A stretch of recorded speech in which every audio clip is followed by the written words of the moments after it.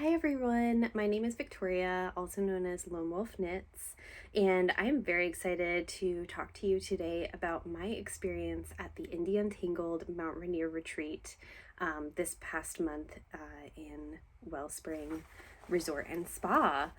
Um, I wanted to discuss basically my overall review of the retreat. This was my very first knitting retreat, and kind of go through the who, what, when, where of this retreat, what I thought of it, and would I do it again? Spoiler alert. Absolutely, yes. And then I thought it would be fun to kind of briefly go into what I packed, what I would next time, and what I knit on that retreat. So, let's get into it. I hope you have something to drink or work on while you're listening to me talk about this wonderful experience. And yeah, let's dive in. So, um, a little bit of background on this trip. This was a 3-night retreat at Wellspring Spa in Ashford, Washington. It's about 10 minutes from the Paradise entrance to Mount Rainier. This is obviously the mother mountain of Seattle. If you're not familiar with Mount Rainier, you've probably seen it on a bunch of stuff. If you've ever seen a skyline of Seattle with the Space Needle in it, usually Mount Rainier is like in the background. It's a beautiful, beautiful mountain. And so I arrived on Monday afternoon for check-in. I received a beautiful goodie bag with local small business stuff in it. There's a couple of things I'm going to go through in here that I already ate or drank. But I'll kind of go through that in a minute. To back up a little bit, this was the first retreat that I've ever been on. As I've said, I went into it with absolutely no expectations except to hopefully learn something new and have some fun knitting. I was a little apprehensive about trying to just make friends or like hang out with people. I went completely on my own. I didn't go with anyone I knew, so I was just completely in the dark on what to expect.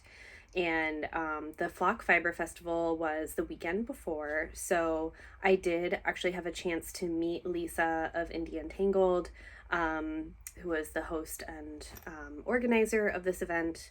This is not the first time she's done this.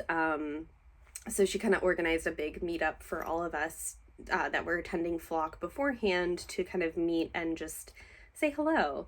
So I did take advantage of that. I was at Flock on the Saturday when everyone met, and there were, I would say, like maybe 5 or 6 of us there at different times. Everyone was kind of in and out. But we met on the steps of the Flock Festival. There were like these big, it was in a convention center. I've talked about this in a separate video, but we kind of all met on these big steps and hung out and knit together for a little bit. Kind of made some brief introductions, but I think there were 25 people at the actual retreat, so there wasn't everyone there. It was just kind of like a taster of what was to come. And it did kind of put me at ease to see some folks ahead of time and just kind of get the general vibe, meet Lisa, who is the sweetest person. And so I did kind of, when I drove down there, I had already kind of formed an opinion in my mind of how it was going to go, and I was getting all the good vibes. So I was very excited and kind of at ease at that point, not so jittery about what am I gonna expect out of this. And I want to say I had signed up for this probably in January or like maybe even earlier. I'm not sure. I'm on IndieUntangled's like newsletters, and I had signed up for their 10-year anniversary yarn subscription, which I love, and I brought some with me on the trip. I will get into that as well. And then I think shortly after I signed up for that, I also saw that there was this like Mount Rainier retreat. And I was just in a place in my life where I needed a reset. And I'm so glad I just decided to go for it. I just, again, I wasn't sure what to expect. This is my first ever knitting retreat, and I wasn't sure if I would get the value out of it that I was putting into it monetarily. I just wasn't sure what to expect. So happy to report that I it paid off immensely. I can't wait to go on another retreat. But yeah, I just, in the beginning, I was really unsure and not, I don't know, just hesitant. Like yes, everyone's knitting and everyone's going to be into knitting there, but I'm not a highly social person, and it just kind of freaked me out to be like, oh, I'm just going to go into this without any buddies, without any friends, and hopefully I will come out of it with some new friends. So anyway, sorry for the tangent there, but that was just some background on how I got to, where my head was at, and kind of the background of how I signed up for this. It was a smooth process. Payment was done in batches, so you didn't have to pay for everything up front all at once. And the communication beforehand on where to meet, when to meet, all that stuff was kind of laid out. Lisa did a great job of, kind of explaining the itinerary, what we would be eating. So I did know kind of all of that beforehand. So that great job on Lisa's part for just kind of describing what to expect. Like I said, so this is Monday afternoon. I drive down. I live in Marysville, Washington, so it was about 3 hours. I stopped for lunch somewhere. I stopped in a gift shop in a local small town kind of right before I got to the retreat space. And I just took my time. I went by myself, like I've said, and a couple of girls had carpooled down. They met at Flock and then arranged for a big carpool. I think that's so much fun. I just wanted my own autonomy, so I drove by myself. And yeah, so like I said, when we got there, Lisa was kind of waiting for people to arrive. She gave us these beautiful little goodie bags, which I'll go into now. So obviously the bag itself is beautiful. It's got a zipper. Who doesn't love a good tote bag? There was some instructions and welcome kind of packet, but I'll just kind of go through some of the little goodies that were in this bag. First of all, some things that I already ate out of that. There was Chukar cherries, Rainier cherries, which is a local candy / cherry company. They're obviously known for their cherries. Washington State is known for their cherries, and there's a very particular cherry called the Rainier cherry that is slightly more tart than a traditional Bing cherry, but still delicious. So there was a packet of those Rainier cherries, dried Rainier cherries in there, and I smashed that on our trip. There was also a Knitter's Blend coffee, a 16-ounce coffee bag, which I demolished when I got home. So those were two things that are no longer in this bag, because I have enjoyed them. And I thought those are really nice touches because it was local and just fun. There is one more thing also. There was a lip balm from a local Pacific Northwest brand, and I think that's in my car. I love it. It's so fun and moisturizing, and it was great I actually used it on the trip. But that is another thing that did not make it back into this bag. So anyway, there are these peel and stick embroidery patterns. They're on a water soluble stabilizer. I'm so excited about these. There's a bunch of different designs in there. I don't know if it's focusing very well on it. Don't focus on me, focus on this. Is it doing it? No. It's still trying to find me.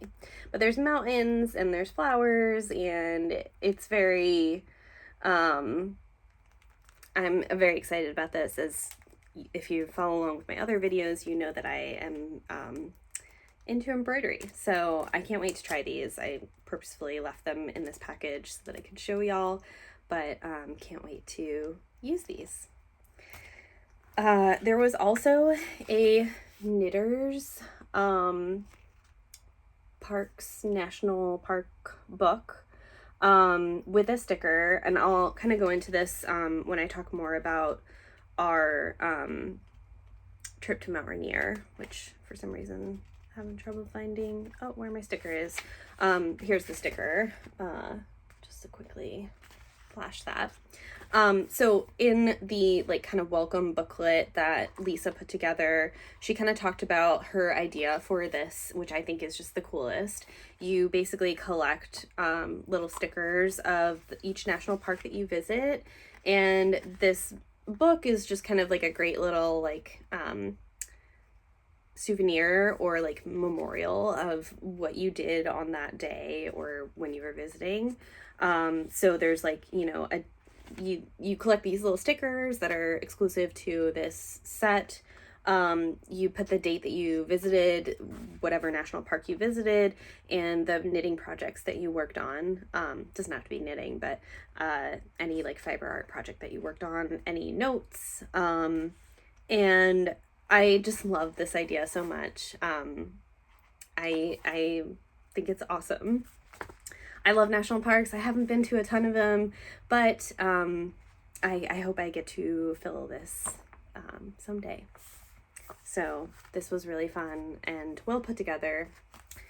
The other thing was we got a Rainier Roses exclusive colorway. So hopefully it is focusing.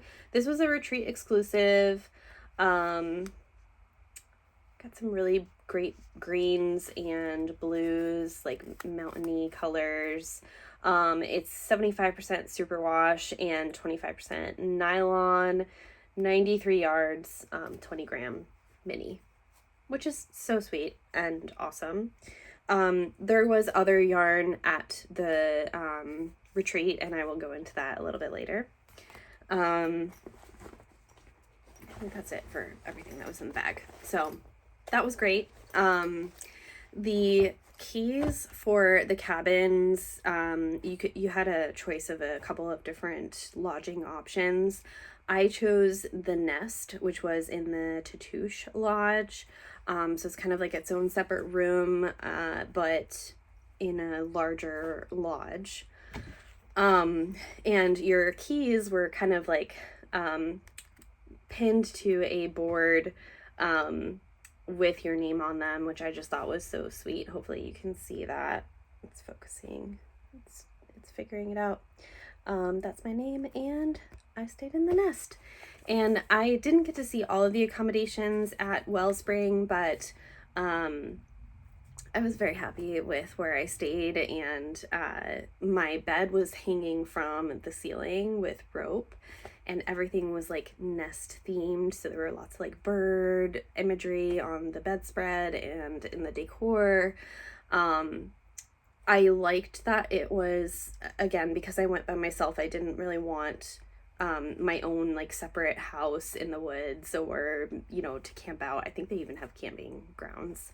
I wanted to be like around other people a little more, but I also wanted the privacy of my own little space. And so I think the Nest was the perfect spot for that.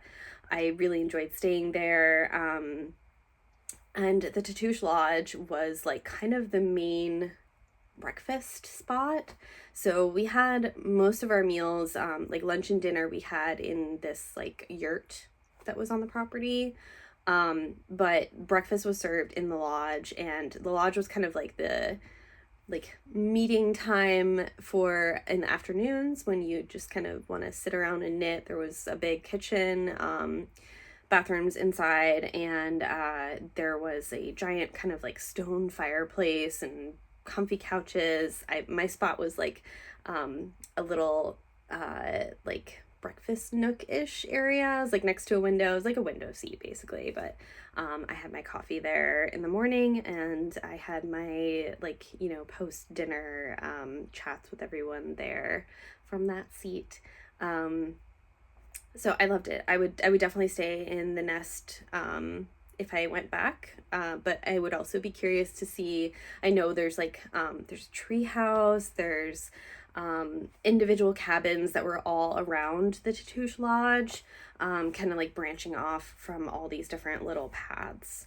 So the whole area was beautiful. It was secluded, but not too secluded. It was kind of like off of the main road, so you couldn't hear traffic or see roads or anything like that, but you were kind of close by if you did want to dip out and get some ice cream or some coffee from one of the local places in town. And the drive down itself was very beautiful. I stopped at like I think it was a big lake that was right around there. I forget the name of the lake now, but there was like a little boat drop in, and there were people kayaking around, and I just took some pictures, and it was beautiful. So pretty drive, beautiful property itself. There were outdoor fire pits and stuff like that, but because there was a burn ban currently in place, we couldn't use any of those things. So that was a little sad. I knew it going into it though, just living in Washington during this time of year. The past couple of years have been really rough for forest fires. So anyway, there was that. If you could use the fireplace. It was actually a little bit chilly there. Could have used a campfire, but again, couldn't because of the burn ban. There were lots of Easter eggs around the camp and the trails, like lots of little like moments in the woods. I don't want to like spoil it for people if you do end up going, so just know that there's things to discover in the little trails and places around this kind of gathering place. I really just loved the vibes, and it was gorgeous. It was the perfect little oasis. So Monday, I kind of just like checked in, went to my room, devoured my goodie bag, and got really excited. I spent the rest of the day meeting new people as they came in, some of the flock folks that I had met, plus, people that were in the lodge with me. Of course, knitting, so it was kind of just nice to kind of break the ice. What are you working on? And kind of settling in. So I got a great night's sleep in my cozy bed that night. And I believe there was dinner. Yeah, there was dinner. So we kind of just got to meet everyone, say hello, and just kind of get comfy. I did immediately need to use bug spray. The mosquitoes out there are pretty fierce, because obviously there's a lot of water. You're in kind of a dense forest situation, so bug spray was a must. And I did get a couple of authentic bites that night, so you could tell I was really in the woods. And yeah, so that was Monday night. Tuesday, like I said, we had breakfast, usually in the lodge where I was staying, and then lunch and dinner in the yurt. Overall, the food was awesome. The yurt was also where we had our class the next day with woolen pine. So I'll kind of go into that now. The woolen pine feature was basically like the highlight of the event, or the like instructional portion of it at least. So this was advertised in the kind of, plans for the trip. It was one of the main highlights, and it delivered. Abby and Selena are the sweetest people. They are super high energy and super good vibes. I have long been an admirer of their patterns, and they're known for their photography. They're like vibrant, beautiful colors. And they're most popularly known for taking a lot of their photos like in nature or around nature. And so the purpose of this event was for them to teach us their skills. So they came up with this beautifully printed book on how to photograph your knits and when to use certain lighting techniques, camera settings, composition, working with a model, what kind of lights to use for different knitwear. And this was, I really should try and figure out how to show like a before and after of like before I took this class versus after I took this class, and how much better my knitting photographs are, because I went to art school and I never learned these things. I've taken photography classes before, but there was never something specifically for knitwear that I had ever seen. They were just so generous with their tips, tricks, and secrets. This took most of the day, but it didn't feel like it. It went super fast. And we basically just like, there was a bit of a lecture part of it, but I hesitate to call it even a lecture because it was just so, it was more conversational. So people were free to ask questions. We kind of went around the room, introduced ourselves so that everyone kind of got to another refresher of seeing everyone and putting a name to a face, but also kind of got to see Abby and Selena's kind of like breadth of work. So they brought a bunch of samples with them. We were able to kind of try on their beautiful knitwear designs, and they kind of discussed like some of their patterns too, in addition to how to photograph them, how they go through this process. And they are obviously professionals. They know their shit. And so it was very enlightening. I feel like I learned so much. So the morning was mostly them talking about the like nuts and bolts of how they photograph things. And then the afternoon, they were just like, hey, let's go out and try these things right now. So, excuse me, they showed us how to do what they call a flat lay. So like placing your knitwear on a surface with some props, like some plants or some like decorative objects, and how to photograph that, how to photograph lace motifs versus like a cabling pattern, and the differences in lighting between those two things. I learned a lot too about like where your camera is positioned versus where your knitwear is positioned versus where the light direction is coming in from. And so I definitely learned a lot about all of those different aspects and how that affects your final photographs.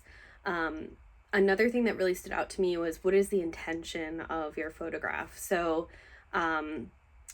I think a lot of the times I'm mostly trying to photograph, or at least before this class, I was just trying to show the whole thing. I want to show the entire finished object, and that's fine. That is absolutely something that, you would need to do as more of like a pattern designer, I would think, to kind of show everything. You want to show the little details, but you also want to show like the full finished object.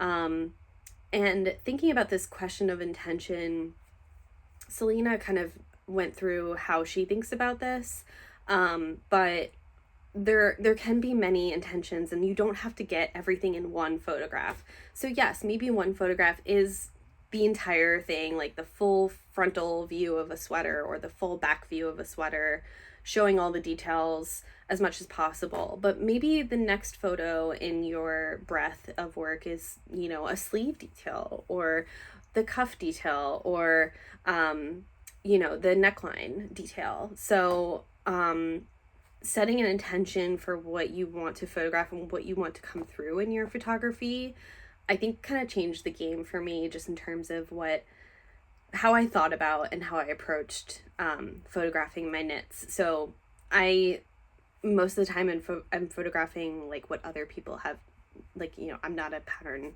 I am trying to get into pattern design, but most of the time I'm just trying to show off like what I've made. And I learned that you don't always have to show the whole thing.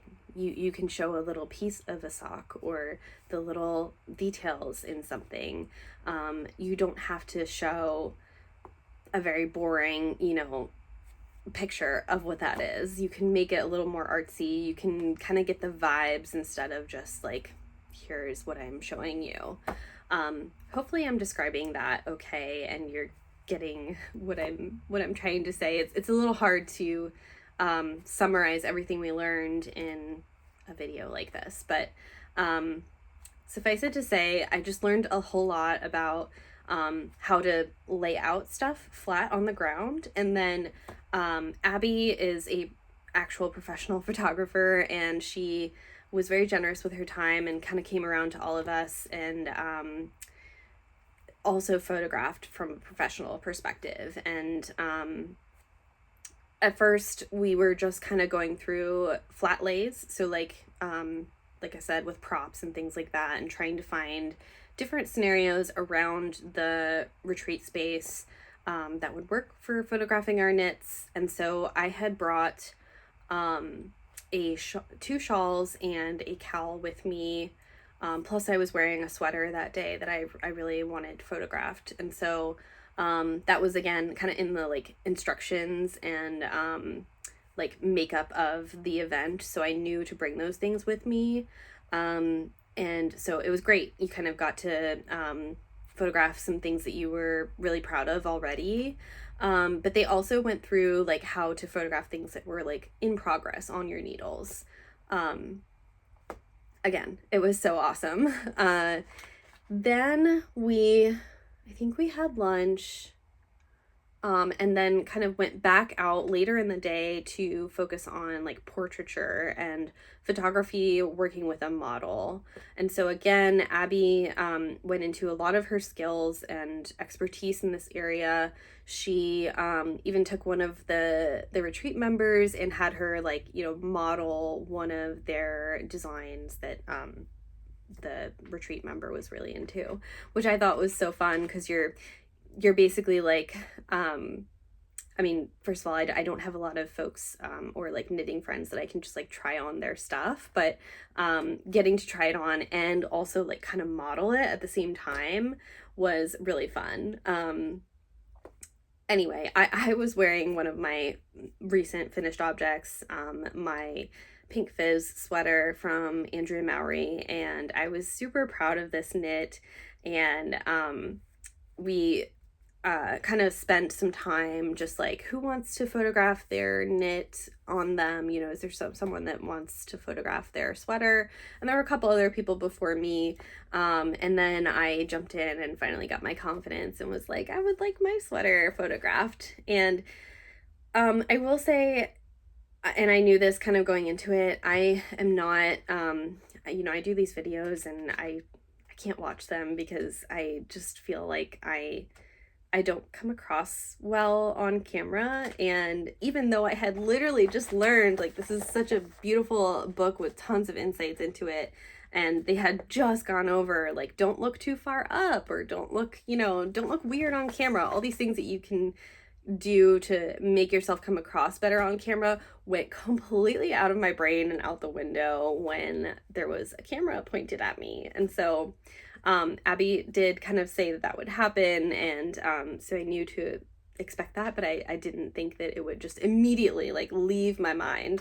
And so I did get some good pictures, because Abby is a very talented photographer and only showed the pictures that came out well. But kind of right after I had this little impromptu photo shoot with her, I was like, wow, I forgot absolutely everything that they just talked about and did all of the weird things. It takes practice, I think, to get comfortable in front of a camera, which did help me kind of process my nervousness in general. So that took most of the day, that whole experience. We also knit pretty late into the night, so we knew the final day was going to be our Mount Rainier kind of excursion. And so I think I did go to bed around 11, maybe. We were supposed to be up pretty early. Breakfast was usually served between like 8 and 9:30, I think. So you're not really sleeping in, but again, it's kind of casual, so you could attend the workshop, you could attend the Mount Rainier excursion, you could not. You could decide, hey, I want to, you know, hang out. And there were certainly people that did that. So had a great night's sleep again in my hanging bed. And the third day was the Mount Rainier retreat. That night, Abby and Selena, I think, packed up and left. So they weren't with us for this part of the trip, which I was a little sad about because I really connected really well with Selena and Abby. I just was, they had such great energy. I wish they would have stayed, but they probably had better things to do than hang out with us. Anyway, the third day was Mount Rainier. So we got up, we had breakfast, and there was a packed lunch scenario. So you kind of go down an assembly line and pick up your lunch for the day, and kind of figured out the entry pass situation, who was driving. That took a little bit of coordination and like who's going in which car. But we had it out pretty early. I think our mountain time, so like Mount Rainier now has timed entry, which makes things a little bit more formal and less casual. You kind of have to be there at a certain time. But like I mentioned, we were pretty close to the mountain. So it wasn't like it was going to take, hours to drive down there and like potentially hit some traffic. So I was lucky enough to be in a carpool also, so I could knit the whole way there. There were a few trail options to choose from, and it was kind of like a choose your own adventure thing. You didn't have to go on any actual hiking. You could just sit in the lounge, and there was a lodge. You could go on like more of like a ranger tour. There was lots of things to do there. The Paradise entrance to Mount Rainier is one of my favorites. I think I've been to Sunset too. But Paradise is great because you drive up and it's pretty much stunning views right away. You don't have to hike to get to a stunning view. It is just, the mountain is right there.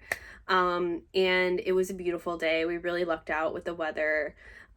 So you could totally just like drive up there and sit at the lodge and get a great view and have a great time and not have to, work for any of those views. I chose the Skyline Trail. I had done this part of this with my mom, and I had hiked that with her counterclockwise, which was great because you got to see these like falls and beautiful views of the mountain, but you're kind of like, you see the mountain for a little bit and then you're kind of going off in the opposite direction. So Mount Rainier gets kind of hidden. And once Mount Rainier was hidden, which was maybe a mile-ish into the trail, my mom and I kind of turned around. It was mostly flat at that part of the trail. So I think going into it, I kind of thought, okay, this is gonna be like a moderate trail. It was, I think, a little less than 2,000 feet of elevation gain, which I would consider moderate to difficult. But it was over, I think, like 5 or 6 miles, maybe round trip. And like I said, I had kind of like done part of it with my mom, and I didn't find it that hard or remember it to be that hard. Although this time we went clockwise, which is kind of, I guess, how you're supposed to do it. And it is, from the clockwise direction, it is straight up. And it does not, it is intense. It does not let up at any point. You are basically just like going straight up on like a paved trail, or you are climbing stairs, and there's really not a lot of rest in between. And so I got maybe about 1.5 miles in on that side, and I was like, I've had enough. The trail was beautiful. I don't regret doing it at all. There were plenty of wildflowers this time of year. We saw marmots, there were water elements, we saw deer, there were beautiful open outdoor views. anywhere you looked, it just felt like you were on top of the world. And the mountain is, of course, just completely unreal. It feels unreal the whole time you're there. It just looks like the most incredible CGI, or like it was lifted out of a fantasy book, to be honest. It was a crystal clear day once the fog kind of burned off, and it wasn't very hot. Some mist rolled in pretty thick later, and we packed up and left at that point. But of course, we had plenty of time to knit outside of the lodge slash visitor center spaces. It was just the perfect day. I also got to visit the gift shops.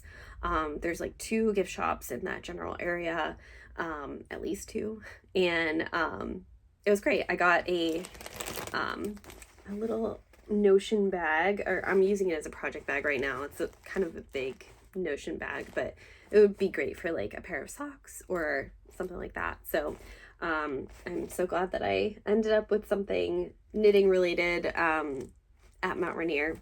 And like I said, I kind of turned around halfway through the hike, so there were a couple of girls that continued on and did the whole hike, and major kudos to them. I stopped at about like half of the elevation gain, and had lunch and just chilled and then turned around and came back down and met everyone at the lodge.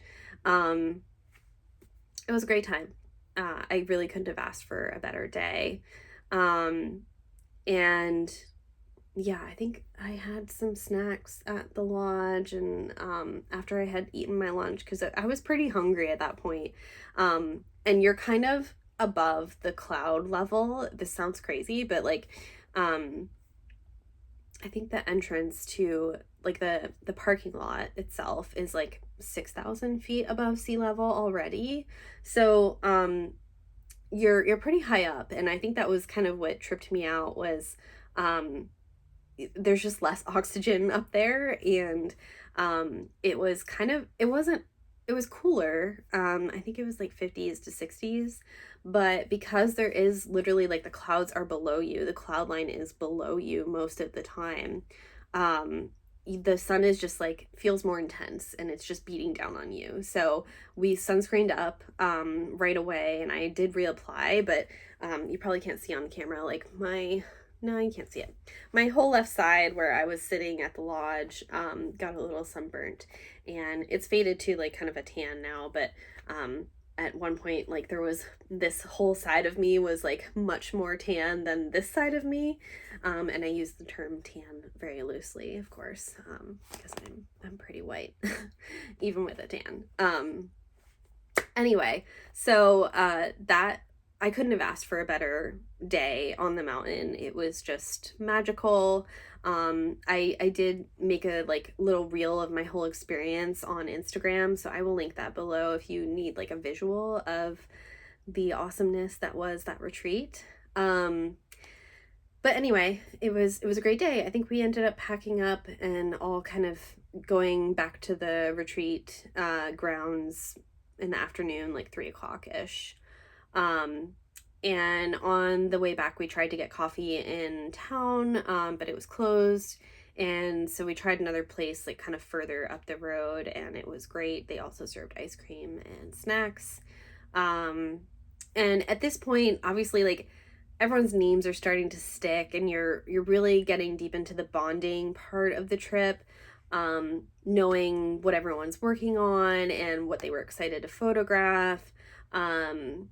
And just having those like awesome little nerd out sessions of like, oh, you really like brioche, I like brioche. Oh, we're there was one other person there that I agreed to work on a ranunculus with, and I have that hanging up kind of far away, so I've shown that on another whip video, but I was mostly working on the ranunculus and a pair of DRK everyday socks, which I've also shown on here before, but the socks are what I actually like finished, start and finished on the trip, which I was very excited to have like my own little souvenir of that day or that trip.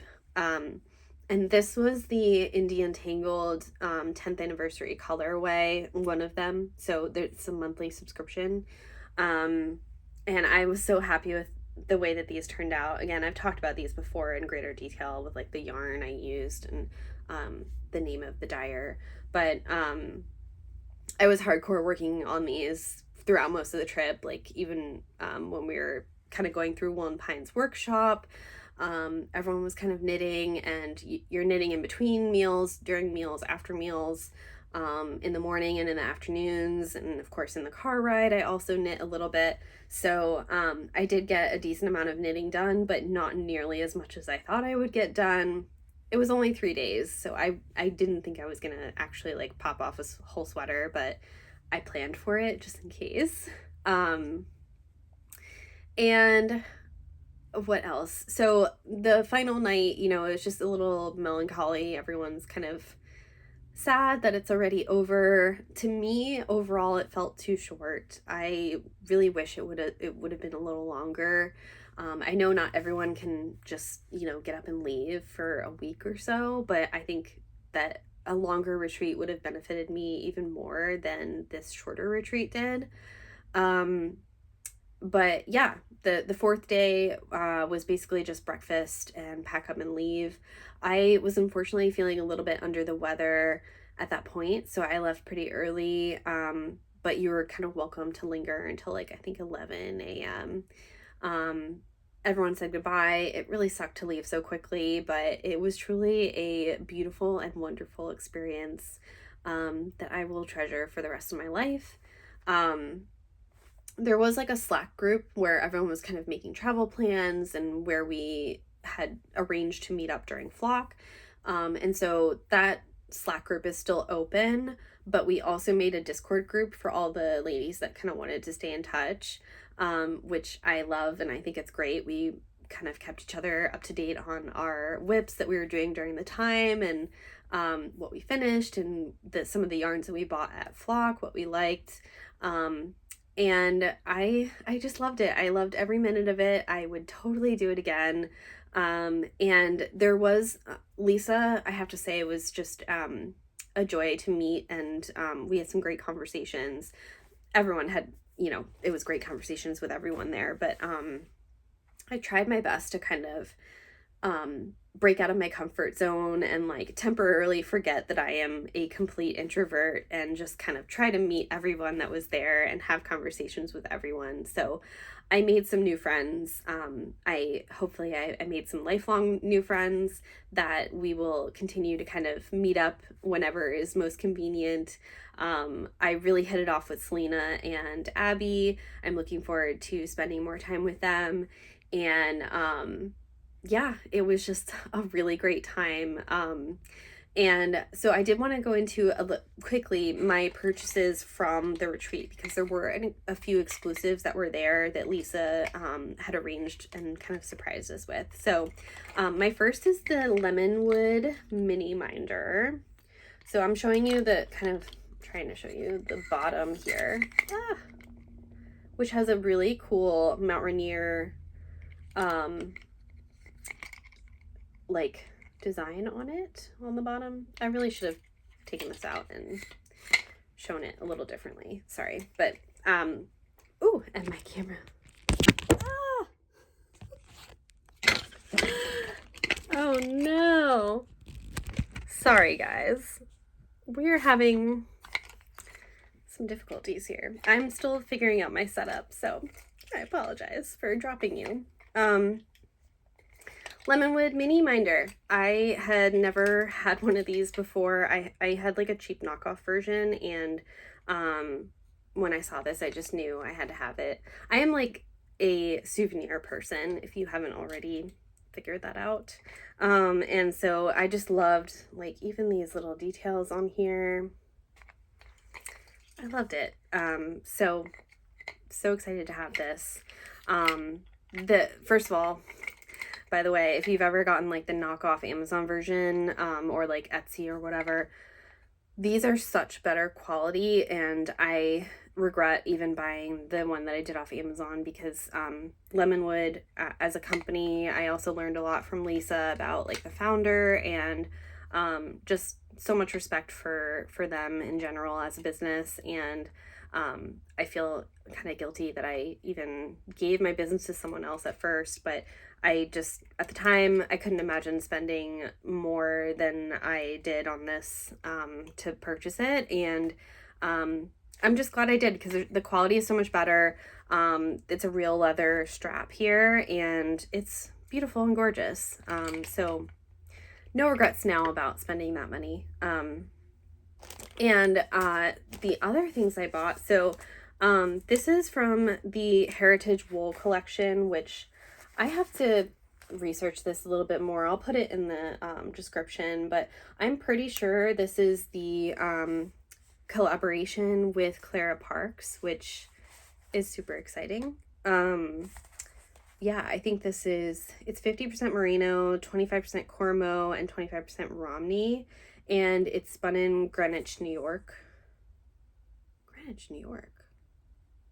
I didn't know there was a Greenwich, New York. I thought it was Greenwich, Connecticut. At least that's what I'm familiar with, but maybe it's saying Greenwich and New York. Anyway, dyed by Murky Depths Dye Works, and I just loved this colorway.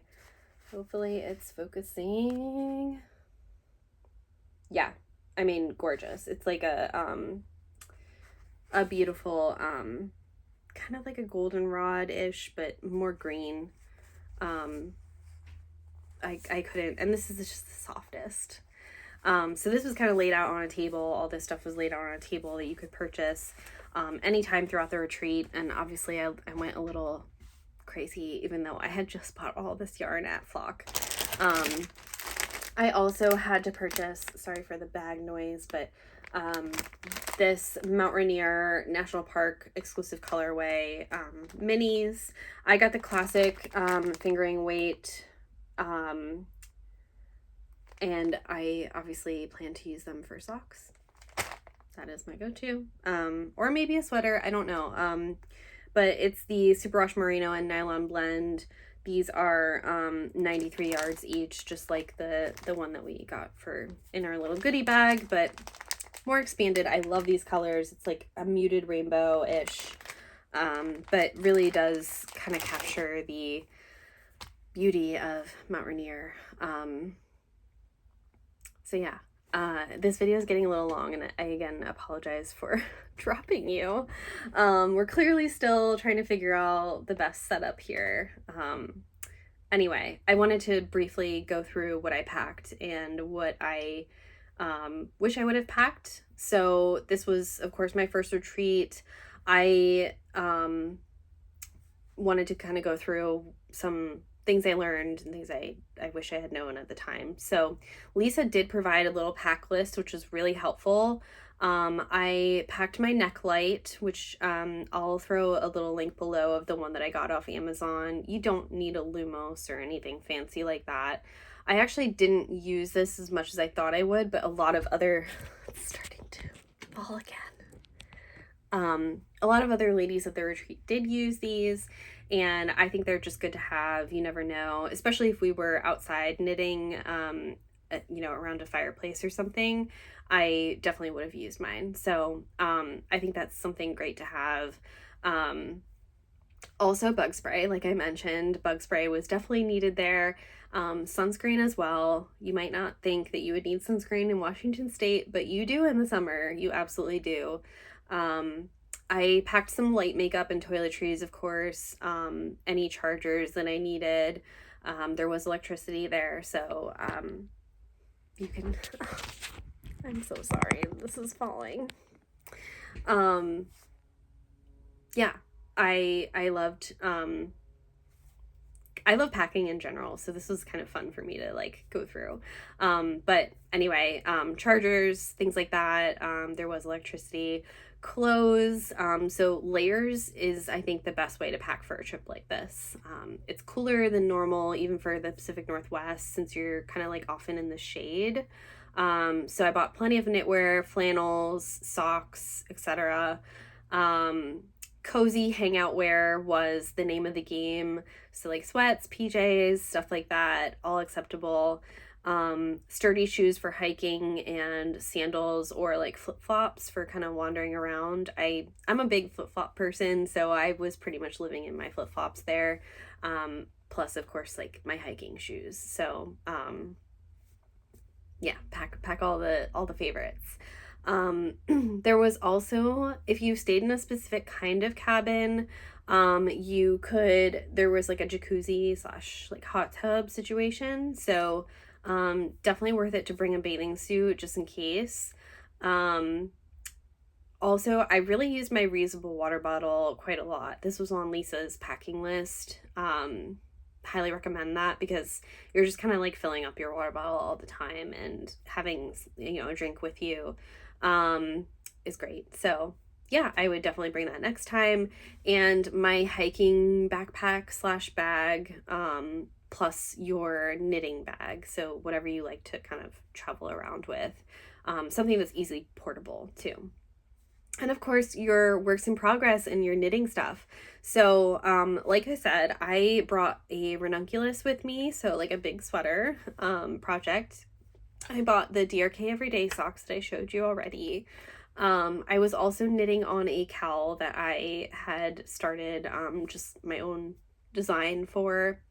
I think the biggest tip I have for this is like bring projects you're confident that you can hold a conversation through, because you want to be social, and you also want to knit. So for me, this was simpler things, 2-row pattern repeats or the body of a sweater. It was very tempting for me to bring like a complicated brioche project or something that I would want to show off a little bit more.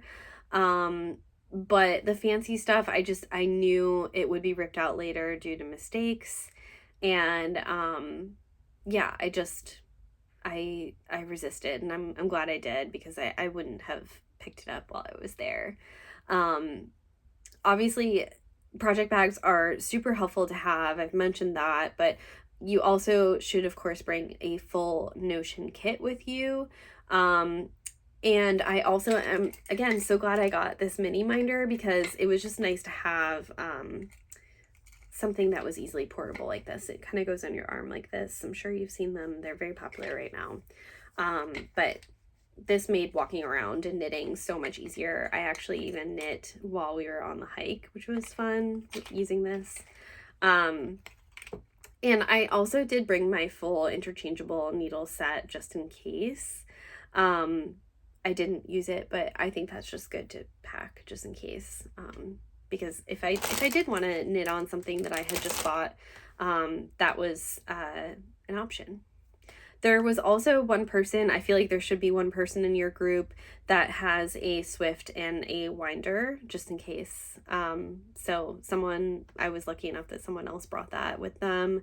And now I'll just kind of go into the things that I would pack or wish I would have packed. So number one is something to give away. There was a person in our group that gave away custom made stitch markers and just kind of like passed around this beautiful little box of handmade stitch markers. I love that idea of being generous in some way and kind of something to remember the trip by. So something to share with the group is always appreciated, and makes it even a little more special. So snacks, I would definitely bring many more snacks. If there wasn't a burn ban, I would have bought stuff to make s'mores, because I love s'mores, and would obviously love to make s'mores with people.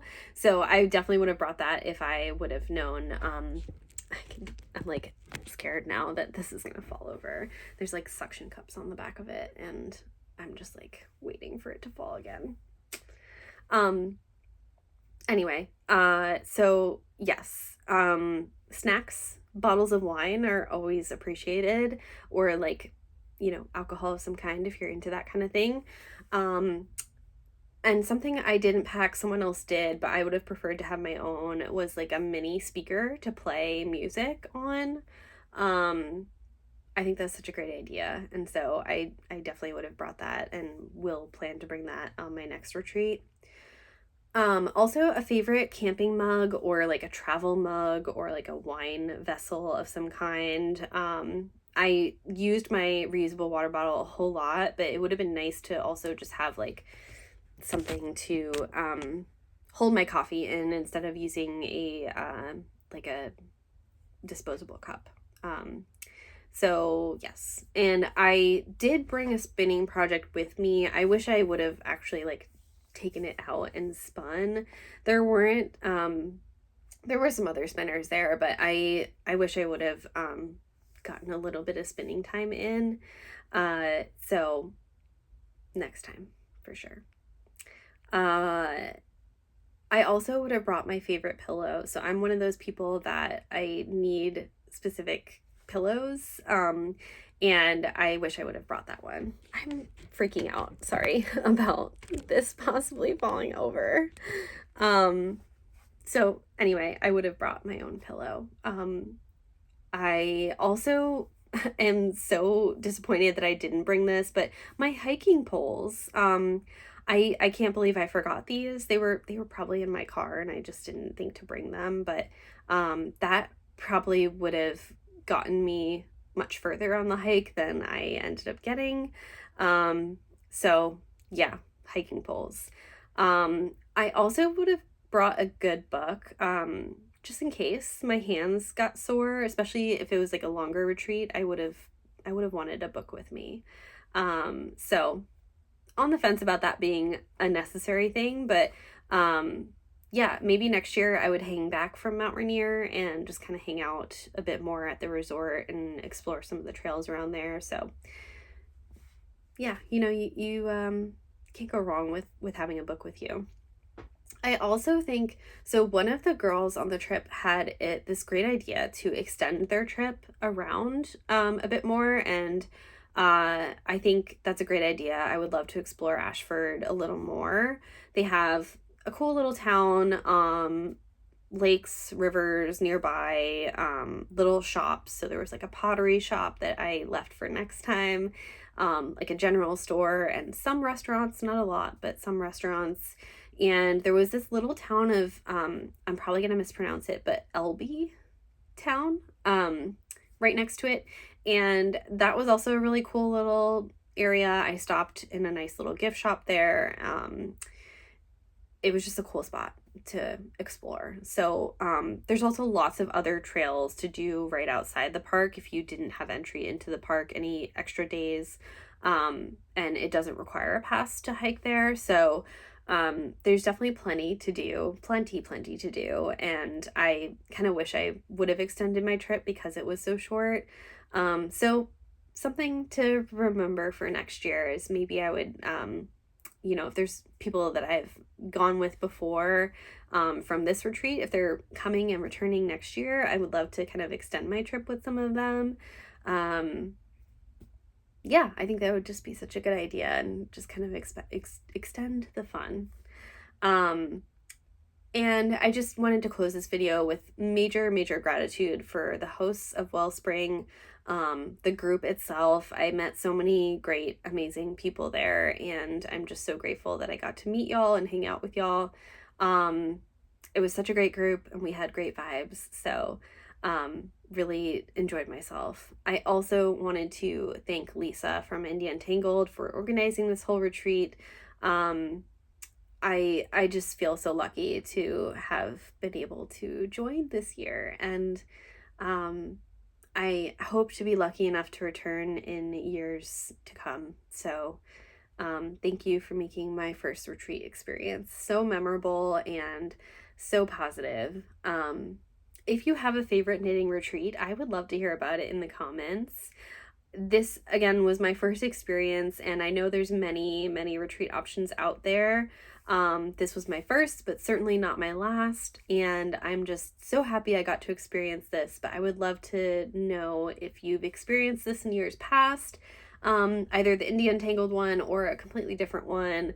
I would love to know your thoughts on where I should maybe go next. But I think, and I hope that this IndieUntangled Mount Rainier one will be a yearly tradition for me. I loved that it was kind of like right around the same time as Flock, and it was a great experience. So I really treasured my time there, and it was definitely one of the highlights of my year. So thank you for listening to me ramble for the past hour about this. I hope I've done it justice in terms of I couldn't capture the exact feel of it, but hopefully you'll take my word for it and maybe go on a retreat yourself one day.